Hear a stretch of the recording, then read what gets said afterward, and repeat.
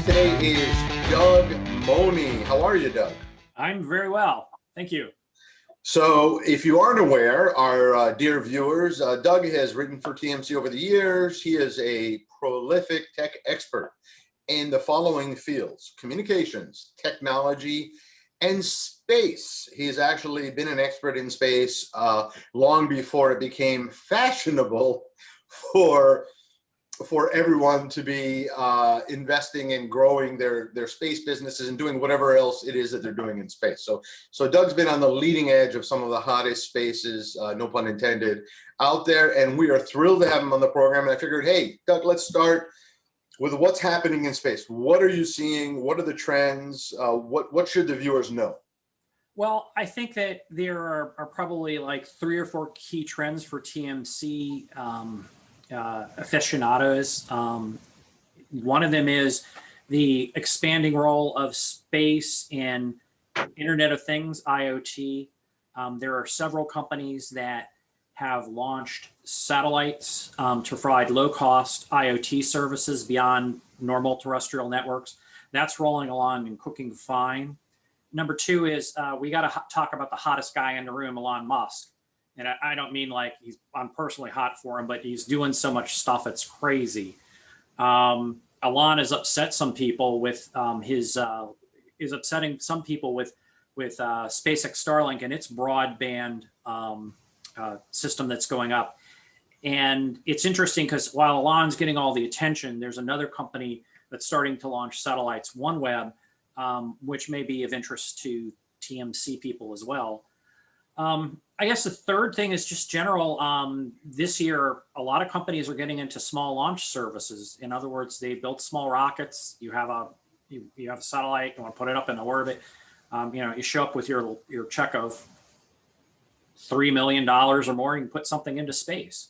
And there's 2 companies right now that are in this space. Well, space is such a slippery term. There are 2 companies right now in this sector.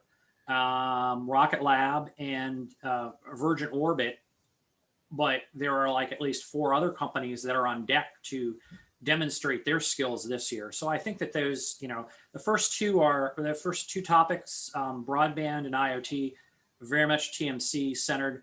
Third one is kind of like an enabling technology, lower cost to get to space, and there's some interesting play in there as well. So.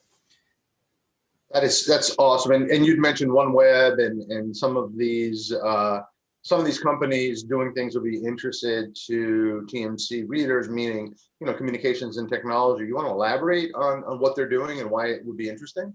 Sure.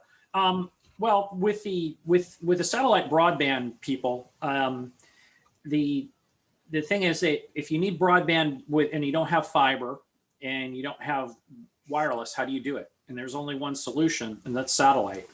And if you're in a moving vehicle and you want real broadband consistently, that's satellite.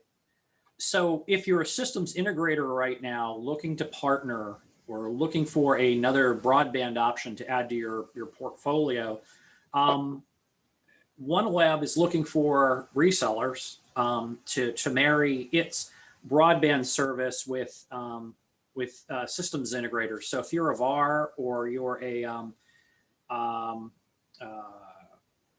integrator, OneWeb would probably like to talk to you right now because they can provide 200 megabit up to 200 megabit service to into a dish or into an antenna, and that's pretty impressive considering no fiber off.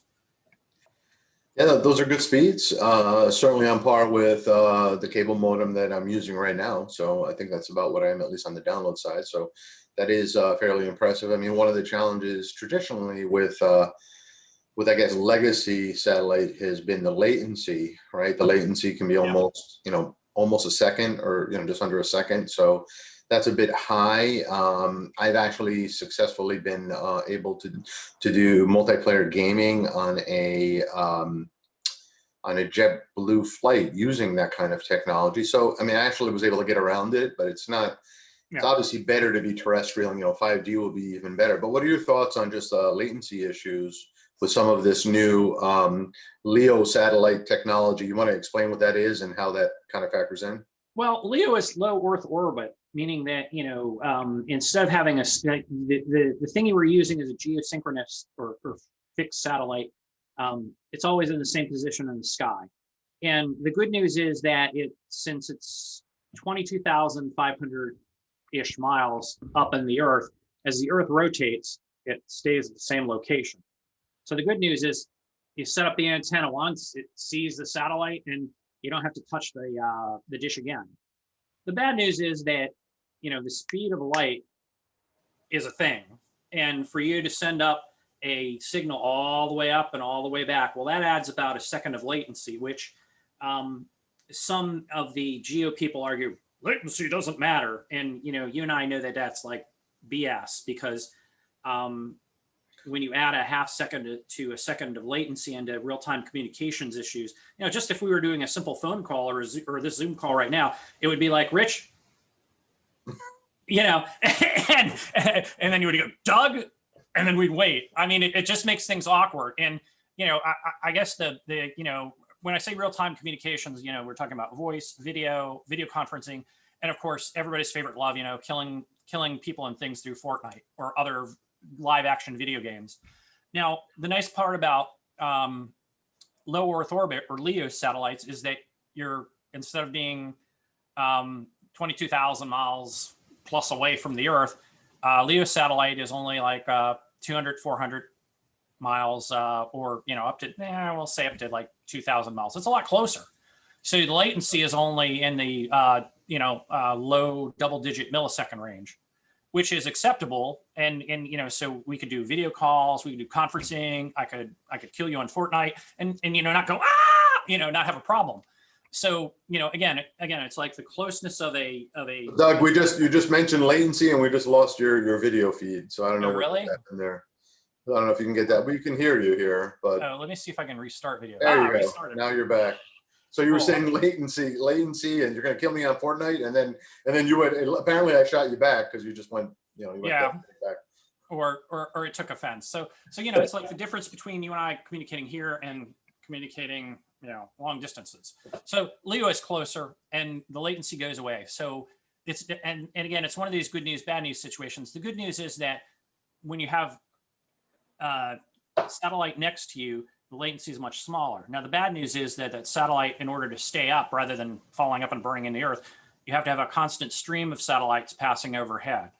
So whereas you may be able to serve a large geographic area with one geosynchronous satellite, when you have LEO, you have to have a train or a number of satellites continually passing over you, so you have uninterrupted service. And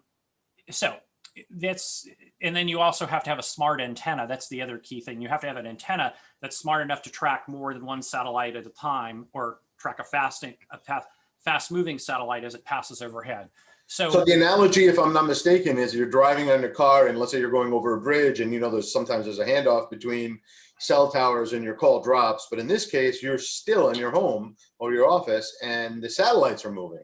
Exactly. Right? Yeah, it's exact same analogy. There's always handoffs. Yep. Just like there is when you're driving, but now it's 24/7. And we haven't tested yet at full load how these satellites are going to handle massive handoffs between one to another. Right? We think they're going to work well, but that's coming, right? Well, Elon Musk is doing this right now. The SpaceX Starlink, he's doing a massive beta test. The FCC filing earlier this week, Elon says he's got 10,000 dishes, 10,000 users deployed out in the real world. Most of them are in the US and Canada. There's been a little bit of deployments in Germany and in the UK, but he's got, the bulk of those 10,000 dishes are in the USA and in Canada. So initial reports, when you read through Reddit, and Reddit's the only real source of information you can get, because Elon Musk doesn't send out press releases. He tweets once in a while, and you have to decrypt you have to read between the lines with his tweets, or you have to read Reddit and look at all the happy users that are going, I finally got high-speed internet. And it's amazing to see, for a lot of folks that are living in remote locations in the northern United States, they get the Starlink service, and it's like, I don't say it's life-changing for them, but it is kind of life-changing for them, because all of a sudden they put a dish on the roof for like $500 down and 99 bucks a month. And they've got service that's anywhere between 50, 60 megabits up to 120 megabits plus with low latency versus their non-existent connection in some cases, or their DSL connection that's like DSL from, the last century. So maybe they're getting 1.5 megabits per second on the end of that wireline loop. And they're paying out through the nose on it. So for them, this whole issue of LEO broadband is through satellite is a godsend to them. Now, having said all that and had the happy talk, because, again, with Reddit, you're just getting all the positive feedback. There have been some notices where satellites will go out of, they won't have the satellites perfectly positioned, and there'll be like a service interruption of some number of seconds or, even a minute or two at a time, but eventually the satellite comes back. SpaceX is in the process of fine tuning. Number one, they're sending up more satellites. Right now they're up to 1,000. They want to get up to 1,400 satellites to cover the most of the world and have a stable network. In addition to that, they're filing with the FCC like practically every quarter to do different changes to lower the orbit of satellites to get better coverage and tweak things up so that you will have continuous uninterrupted broadband service through their network. So, but signs are good so far. The only catch to SpaceX Starlink now, and it's kind of like their Achilles heel, they're sending up satellites, not a problem. And, get the network, not a problem. But the dishes that they're providing to people are so sophisticated that the estimated cost of SpaceX to build this piece of hardware, which is like an electronically steered phased array antenna, which usually you wouldn't find in anything other than in the front of a jet fighter. To build these things in quantity costs currently $2,500 list price is the estimate. And $2,500 list price is pretty expensive. Elon is taking a loss in his beta program. He's allowing people to buy the equipment for $500 bucks. But how long can you sign up people with losing $2,000 estimated? Okay, Elon's not telling anybody anything. He's a private company, SpaceX private company, doesn't have to, but you do the math on this very sophisticated piece of hardware that's, about 4 to 6 times as big as your cell phone and has twice as many sophisticated antennas in it at a minimum. He's losing, he's got to figure out a way to lower the costs for customer prem equipment pretty fast.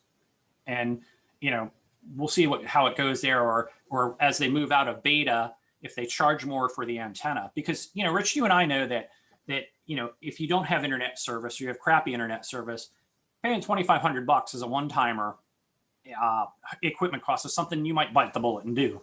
But we'll see. There's also the issue that SpaceX is getting or working the system with the FCC to get subsidies from the FCC to like lower the cost of antennas so that people in rural areas who may not be able to afford or who don't have access get government subsidies to get the stuff cheaper. That's great. So, Doug, what else should we know? What else is happening in the market that would be interesting to our viewers? Well, I think it's interesting that, the fiber guys are upset that Elon Musk's landed a FCC money where he's got I think close to $900 million in FCC money that he's going to get through the RDOF, Rural Digital Opportunity Fund. It's spread out over 10 years, so it's not like he gets a big check immediately. But the folks in the fiber community and the folks in the rural broadband community are a little bit upset because Elon got this big chunk of money, and they feel that the money could be better invested in longer term investment in fiber, extending fiber reach out to these unserved areas rather than, onesie twosie, well, we'll drop a dish here, we'll drop a dish there type of things. What do you think? Pardon? What do you think? I think there's a balance to be had because, clearly in some instances, the local monopoly, be it cable or or like DSL wireline, these folks haven't invested. They've had no incentive to invest. So if Elon shows up, SpaceX drops a couple of dishes and takes away some of their customers, they're going to have a big incentive to invest and upgrade their plant so that they can compete with them. There's a big challenge for them is that the dishes, the SpaceX Starlink service delivers 100 megabits a second, plus minus, to a user. So how do you deliver that if you're, delivering that on traditional copper plant? That's a challenge. So you're going to have to pull fiber, or you're going to have to do something very aggressive with a mixture of copper and fiber to deliver to customers. But in some cases, where people are really off the beaten path, Starlink's going to win. And it's very interesting to look. I mean, there are a lot of folks in the fiber industry and the wireline industry that are worked up because Elon Musk has 900 million-ish set aside for him over 10 years. But the reality is that, the reality is that I don't know if it's real competition or if it's just the fact that, Elon Musk is going to cherry pick off the best opportunities where fiber just can't go economically in the near term. Makes sense. So it's going to be interesting, but I know there's a lot. If you look through some of the articles that have popped up this week, February 1st articles this week, they're starting to pop up and will pop up next week.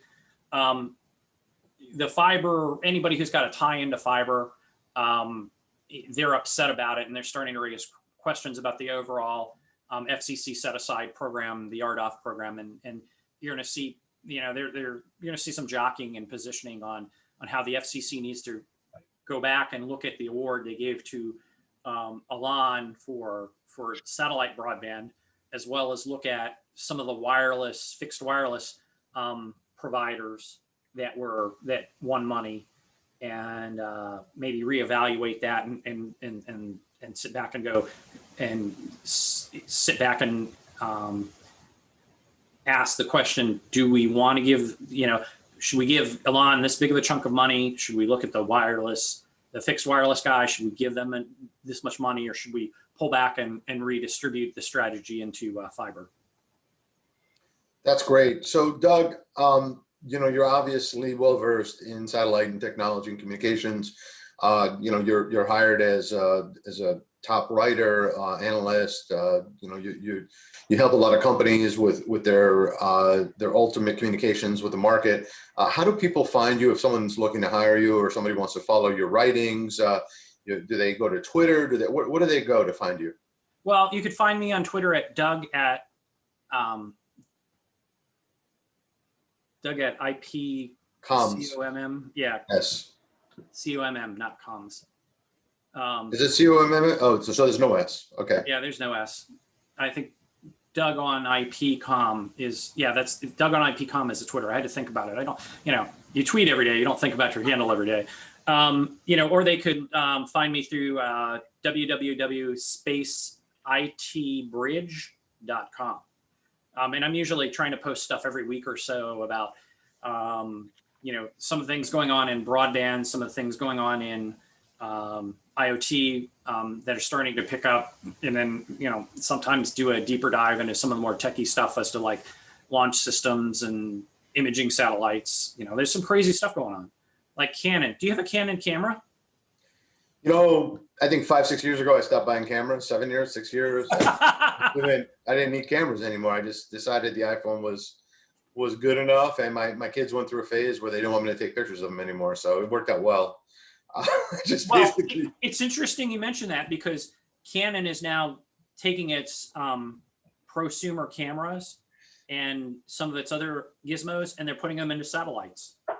Canon has built and launched 2 imaging satellites based on their, I guess one of them's based on an EOS camera, and one of them's based on like the off-the-shelf consumer model you can get in Best Buy to take pictures of the Earth.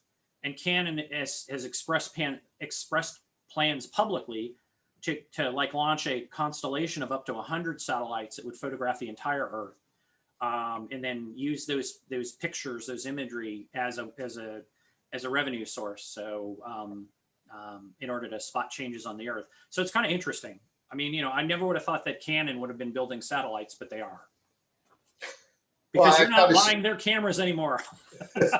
I have to say that it's you know, whether or not it's a successful model, it's certainly a great example of digital transformation, where a company tries to take their existing business of, let's say, hardware, and then deploy it as a monthly service Exactly. based on their hardware.